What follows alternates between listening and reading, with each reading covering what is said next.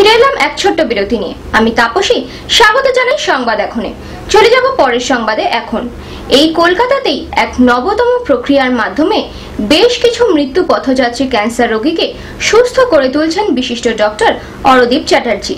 সম্প্রতি এক বিশিষ্ট Swedish oncologist doctor Michael Notfors doctor Ardeep চ্যাটার্জির আবিষ্কৃত সোরিনাম থেরাপির প্রশংসা ও ইউরোপিয়ান দেশগুলিতে প্রচলনের কথা জানিয়ে গেলেন।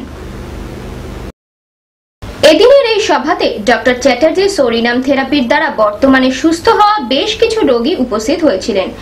নজর কাড়লেন ৯৯ বছর বয়সী বাঁকুড়া বিষ্ণুপুরের লাং ক্যান্সার রোগীর সুস্থ জীবন। সোরিনাম থেরাপি বেশ কিছু ক্যান্সারের ক্ষেত্রে অব্যর্থ কাজ করে। মাত্র ৩ বছরের খাওয়ার ওষুধের মাধ্যমে ক্যান্সার রোগ প্রায় নির্মূল হতে পারে। ওষুধে কোনো রকম পার্শ্ব প্রতিক্রিয়া না থাকার ফলে অনেকের ক্ষেত্রে এটি আরো কিছুদিন চালানো যেতে পারে।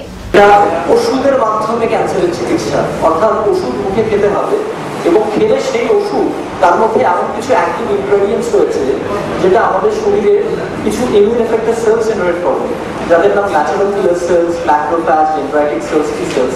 এরা শরীরের ভেতরে নর্মাল সেল আর ক্যান্সার সেলসকে আলাদা করে চিনে নিয়ে ক্যান্সার সেলসগুলোকে ডিস্ট্রয় করবে। Chemoevaluation can depress the immune